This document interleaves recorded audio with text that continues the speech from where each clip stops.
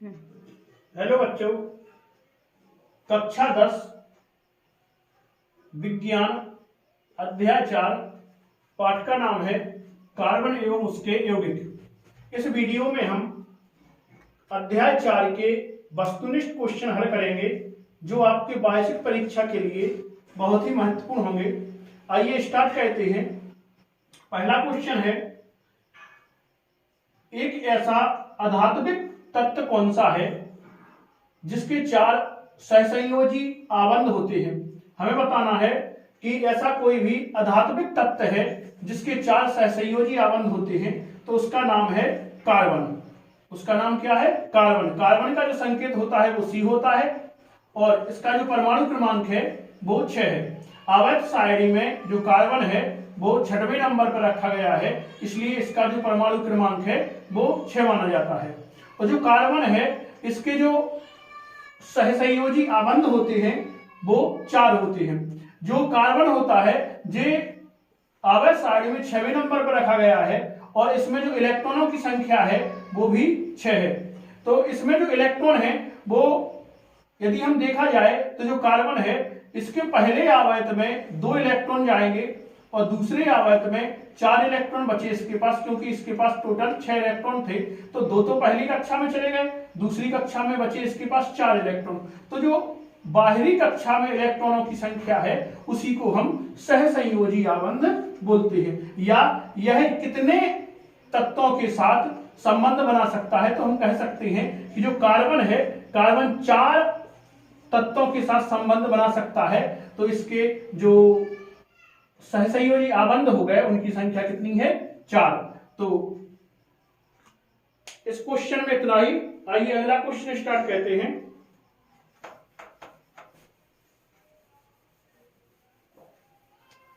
अगला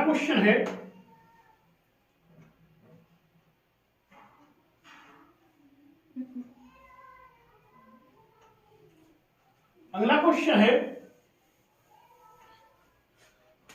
दो परमाणुओं के बीच इलेक्ट्रॉनों के एक युग्म की साझेदारी के द्वारा बनने वाला आबंध को क्या कहते हैं? तो 2 परमाणुओं के बीच जो इलेक्ट्रॉनों की साझेदारी से जो संबंध बनता है उसको हम सहसंयोजी संबंध कहते हैं। अभी हम आपको बता चुके हैं कि जो कार्बन होता है, कार्बन इसके जो सहसंयोजी आबंध होते हैं वो 4 सहसंयोजी आबंध होते हैं। और जो सहसंयोजी आबंध से जुड़ सकता है, तो यदि हम इसको एक हाइड्रोजन से जोड़ें तो जो आबंध है जो जुड़ रहा है इसके, ये क्या है? साझेदारी है। इसकी क्या है? साझेदारी। साझेदारी का मतलब है, हम आपको बता चुके हैं कि जो कार्बन है, कार्बन की पहले जो आवर्त है इसमें 2 इलेक्ट्रॉन जाएंगे, दूसरे आवर्त में इसके 4 इलेक्ट्रॉन जाएंगे और दूसरे आवर्त में इसके 8 इलेक्ट्रॉन रह सकते हैं। जो दूसरी कक्षा है इसमें कुल मिलाकर 8 इलेक्ट्रॉन रह सकते हैं, लेकिन इसके पास टोटल कितने इलेक्ट्रॉन हैं दूसरी कक्षा में? दूसरी कक्षा में इसके पास टोटल 4 इलेक्ट्रॉन हैं। तो इसको 4 इलेक्ट्रॉनों की और आवश्यकता है, तो ये किसी ना किसी तत्व से 4 इलेक्ट्रॉन लेने की कोशिश करेगा। तो हम कहेंगे 4 इलेक्ट्रॉन ये किसी दूसरे से लेगा, तो जो 4 इलेक्ट्रॉनों से संबंध बनाएगा, हम कहें हाइड्रोजन के पास 1 इलेक्ट्रॉन होता है क्योंकि इसके पास इसका परमाणु क्रमांक 1 ही है हाइड्रोजन का, और इसके बाहरी कक्षा में पहले आवर्त में केवल 1 ही इलेक्ट्रॉन जाता है और पहले आवर्त में जो इलेक्ट्रॉन जाने की अधिकतम संख्या है वो 2 मानी जाती है। तो इसको 1 की जरूरत है और इसको भी 4 की जरूरत है। तो दोनों क्या करेंगे? ये दोनों आपस में 1 इलेक्ट्रॉन की साझेदारी कर लेंगे और इनका जो एक आबंध बन जाएगा। इसी प्रकार से जो कार्बन है, कार्बन अपने साथ 4 हाइड्रोजनों से संपर्क कर सकता है। कितने हाइड्रोजनों से? 4 हाइड्रोजनों से संपर्क कर सकता है।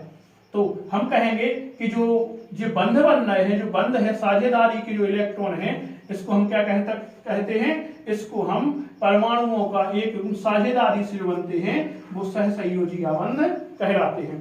तो इस क्वेश्चन में इतना ही। आइए अगला क्वेश्चन देखते हैं हम। 2 क्वेश्चन हमारे कंप्लीट हो गए हैं। आपको ध्यान से क्वेश्चन देखना है। जो वीडियो है आपके लिए बहुत ही महत्वपूर्ण वीडियो है। यह वार्षिक परीक्षा की दृष्टि से तो बहुत ही महत्वपूर्ण है। ऑब्जेक्ट आपके इससे बाहर बिल्कुल भी नहीं जा सकते हैं और आपकी जो तैयारी है वो भी हम इसको साथ में लेके चल रहे हैं। एक्स्ट्रा क्वेश्चन भी बताते चल रहे हैं। आइए अगला क्वेश्चन है हमारा, अगला क्वेश्चन है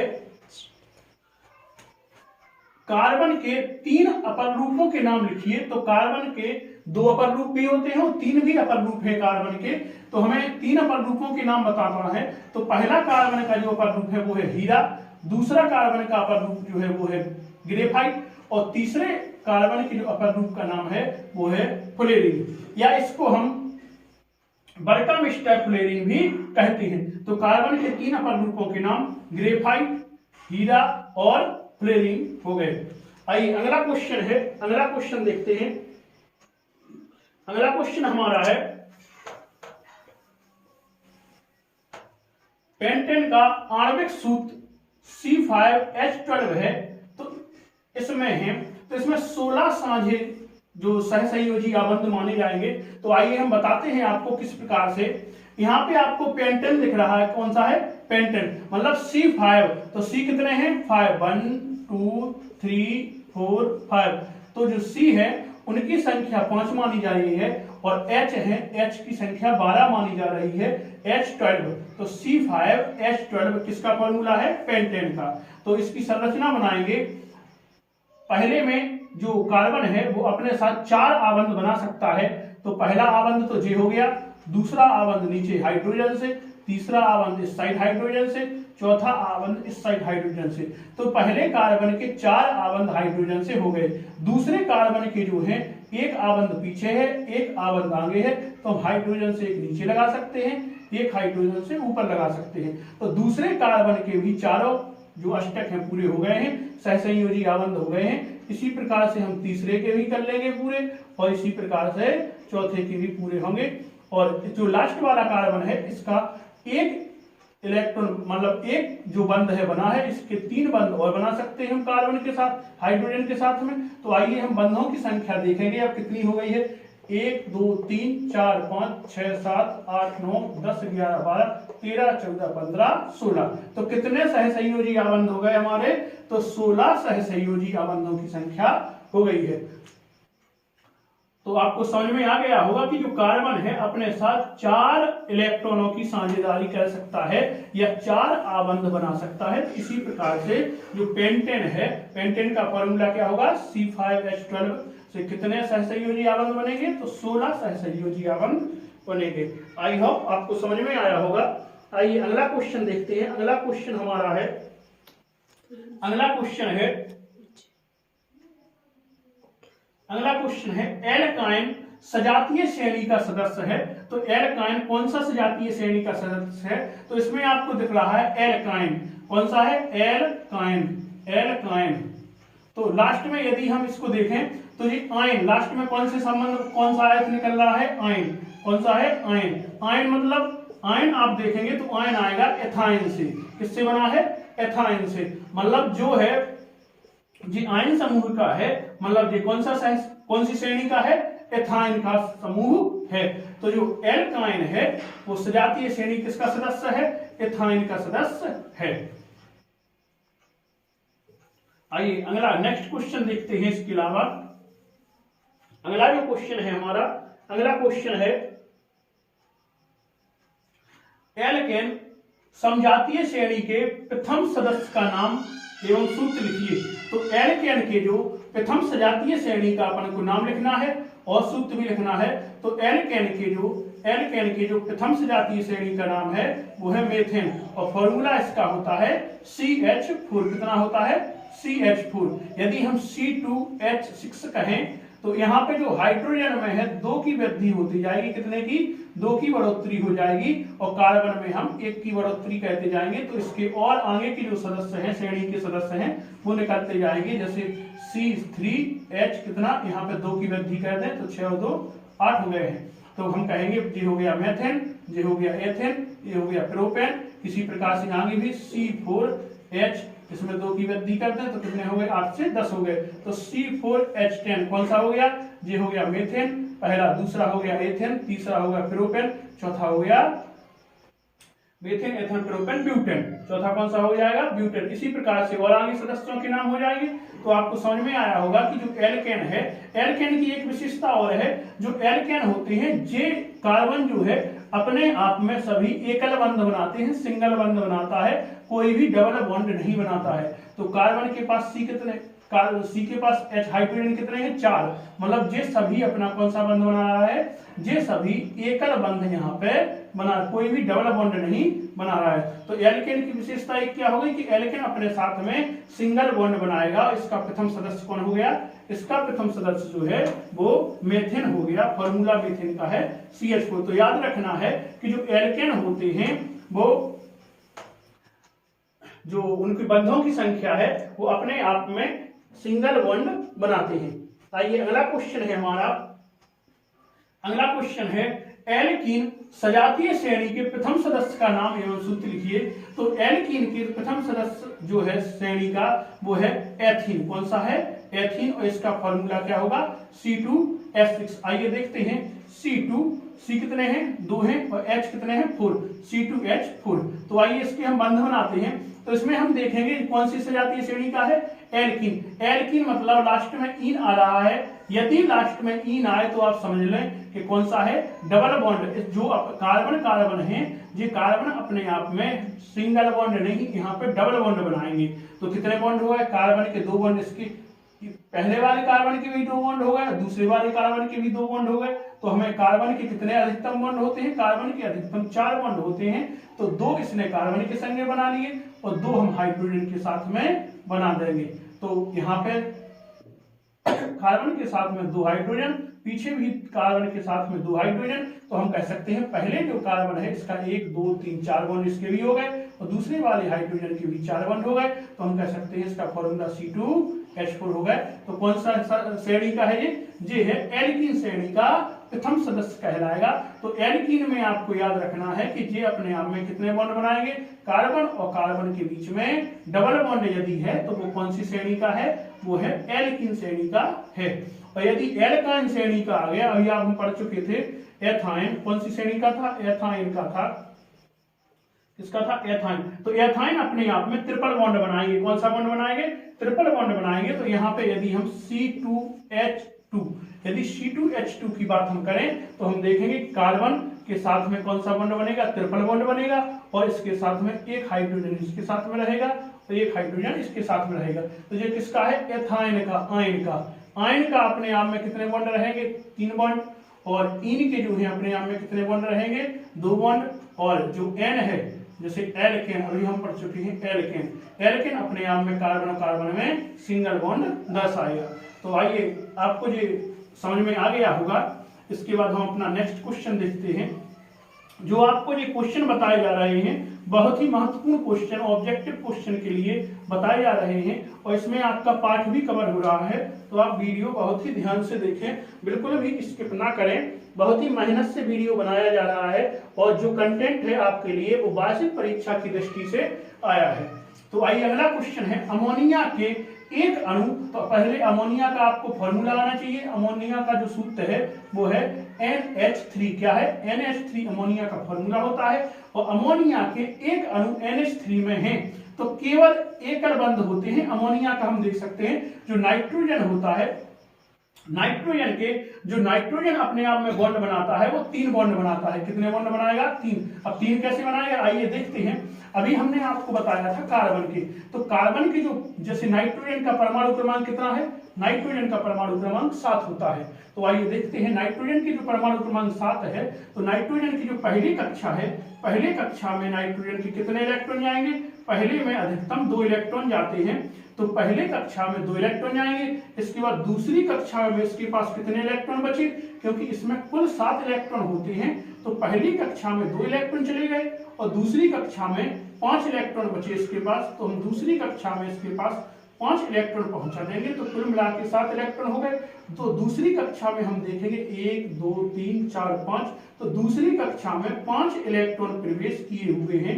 लेकिन दूसरी कक्षा में अधिकतम कितने इलेक्ट्रॉन रह सकते हैं, तो 8 इलेक्ट्रॉन रह सकते हैं दूसरी कक्षा में। यदि दूसरी कक्षा है, पहली कक्षा में अधिकतम 2, दूसरी कक्षा में अधिकतम 8 इलेक्ट्रॉन रहते हैं। तो यहाँ पे इसके पास दूसरी कक्षा में 5 इलेक्ट्रॉन हैं, तो 8 करने के लिए कितने की जरूरत है, इसको 3 की जरूरत और है। कितने इलेक्ट्रॉन चाहिए, 3 इलेक्ट्रॉन चाहिए। तो हम कह सकते हैं कि जो नाइट्रोजन है जी अपने आप में कितने सिंगल बॉन्ड बनाएगा, जी अपने आप में 3 बॉन्ड बनाएगा, सिंगल 3 बॉन्ड बना सकता है, क्योंकि इसको 3 तत्वों की आवश्यकता है, 3 इलेक्ट्रॉनों की आवश्यकता है। आपको ये समझ में आया होगा।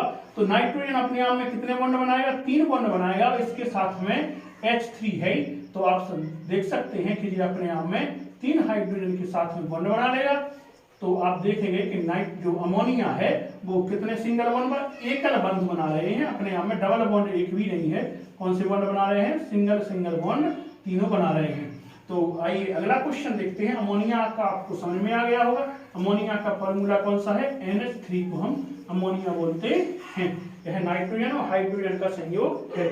यहाँ पे हाइड्रोजन के 3 और जो नाइट्रोजन है उसका एक तत्व भाग ले रहा है। आइए अगला क्वेश्चन है, बसीय अम्ल, जो बसीय अम्ल होते हैं इनको फैटी एसिड बोलते हैं। कौन सा बोलते हैं, फैटी एसिड बोलते हैं, बसीय अम्ल जो होते हैं। तो जो बसीय अम्ल है, अम्लों के सोडियम पोटेशियम लवण, जो सोडियम पोटेशियम लवण है उनको क्या कहते हैं, तो बसीय अम्ल के, जो बसीय अम्ल होते हैं मतलब फैटी एसिड होते हैं, उनके सोडियम और पोटेशियम लवण को हम साबुन बोलते हैं। इनके जो बसीय अम्ल है इनका सोडियम और पोटेशियम का जो लवण है उसको मिला दिया जाए तो क्या बन जाता है, आपका साबुन बन जाता है।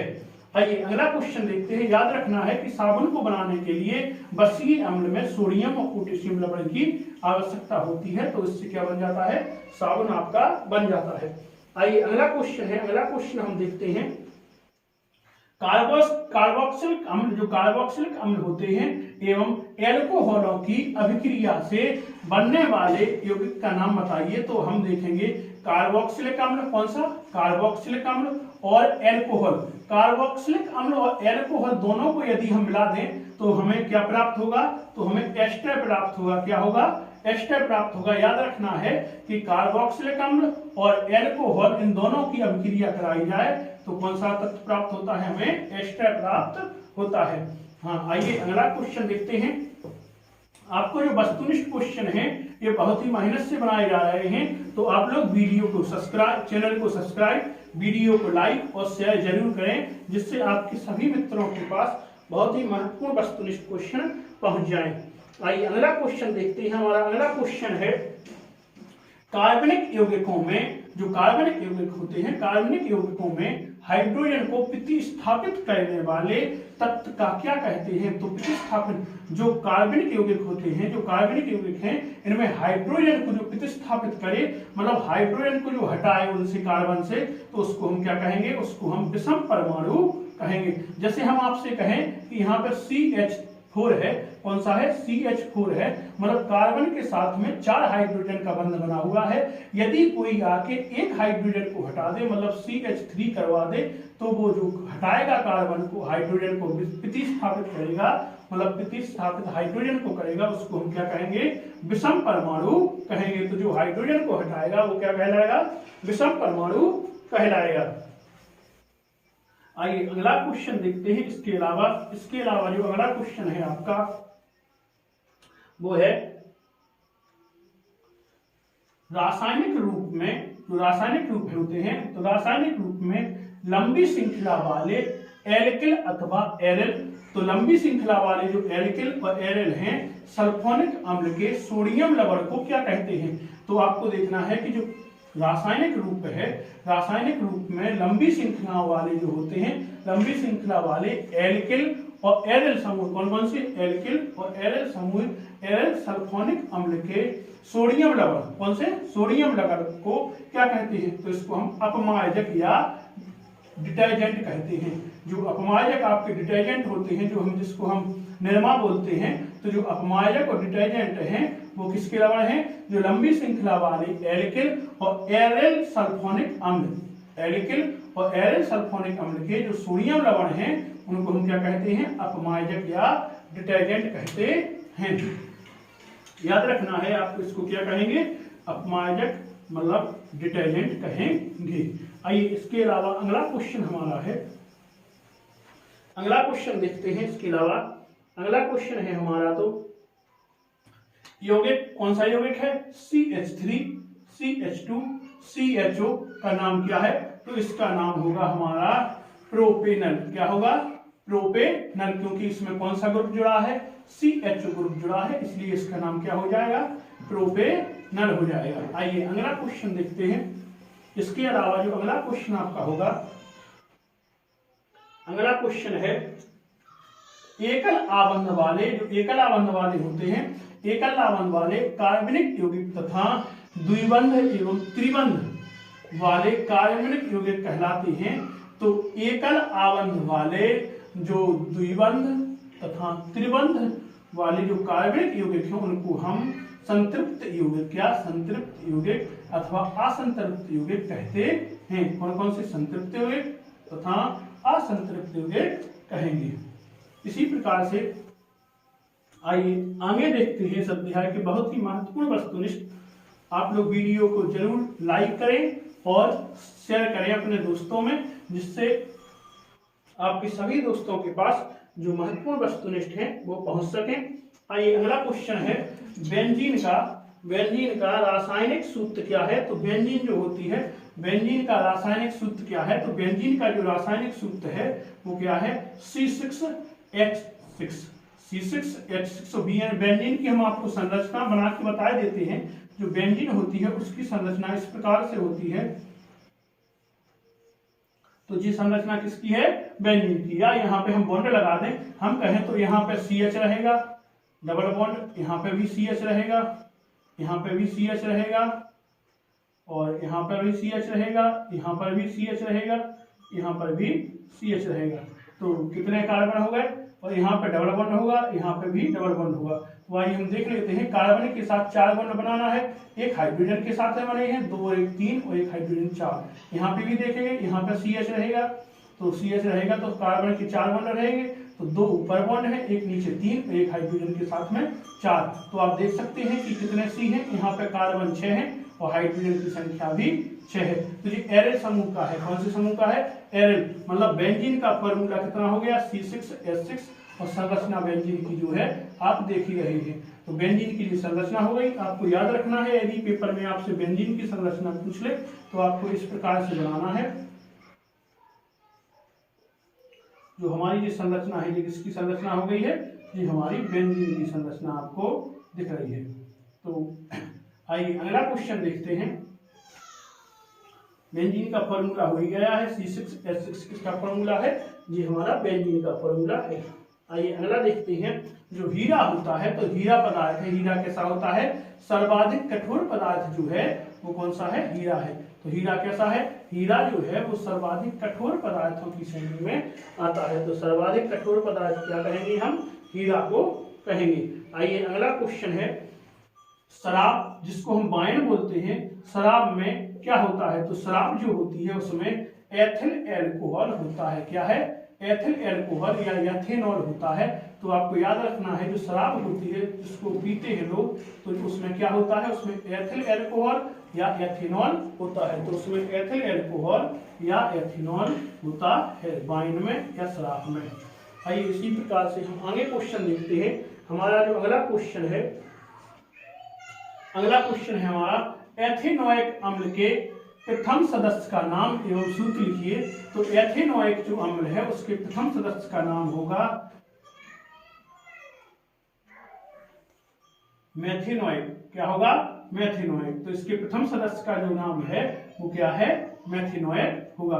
तो एल्केनोइक अम्ल जो है उसका जो प्रथम सदस्य है उसका नाम क्या होगा, मेथिनोइक अम्ल होगा। आइए अगला क्वेश्चन देखते हैं हम। अगला क्वेश्चन है हमारा,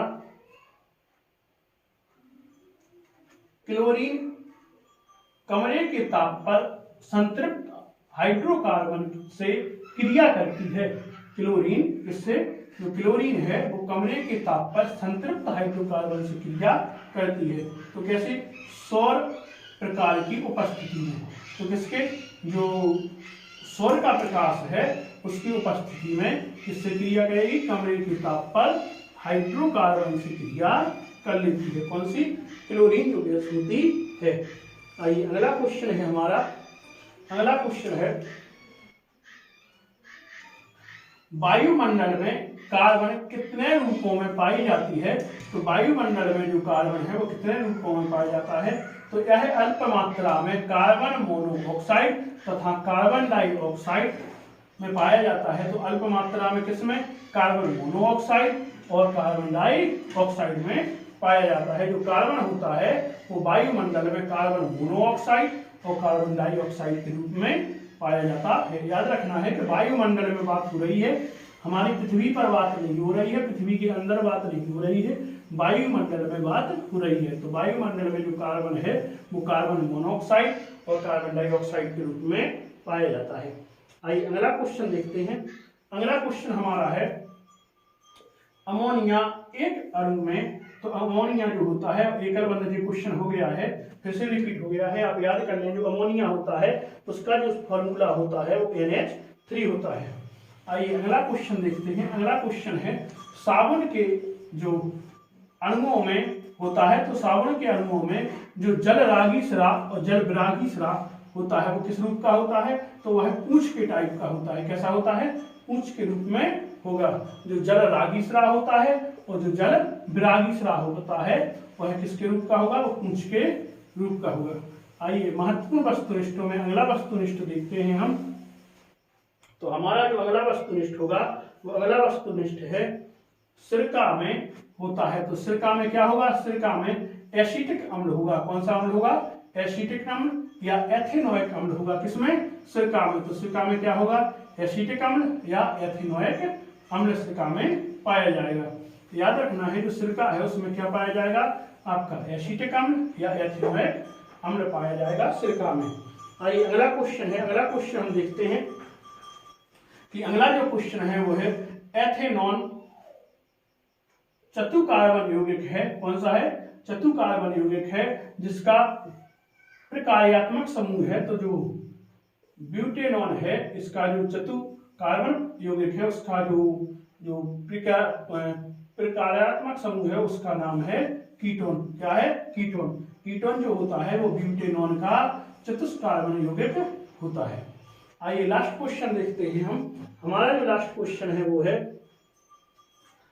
एंजाइम की उपस्थिति में होने वाली जैव रासायनिक अभिक्रिया क्या कहलाती है। तो एंजाइम की जो उपस्थिति में होने वाली जैव रासायनिक क्रियाएं होती हैं उनको हम किण्वन कहते हैं। क्या कहते हैं, किण्वन कहते हैं। तो एंजाइम की उपस्थिति में जो जैव रासायनिक अभिक्रियाएं होती हैं उनको हम किण्वन कहते हैं। तो इस वीडियो में हमारे महत्वपूर्ण वस्तुनिष्ठ क्वेश्चन कवर हो गए हैं जो आपकी वार्षिक परीक्षा 2025 के लिए बनाए जा रहे हैं। तो बहुत ही मोस्ट वस्तुनिष्ठ क्वेश्चन है। आप लोग वीडियो को अधिक से अधिक देखें और वीडियो को शेयर करें। तो आज के इस वीडियो में इतना ही। हम आगे आपसे जल्द मिलेंगे, अगले अध्याय के बस महत्वपूर्ण वस्तुनिष्ठ लेकर आएंगे और हमें आशा है कि आपको वीडियो बहुत ही पसंद आ रहा होगा और हम आगे इससे भी बेहतर वीडियो लेकर आएंगे। तो आज के लिए इतना ही। हम अगला वीडियो लेकर आएंगे और अगले वीडियो में मुलाकात होगी। धन्यवाद।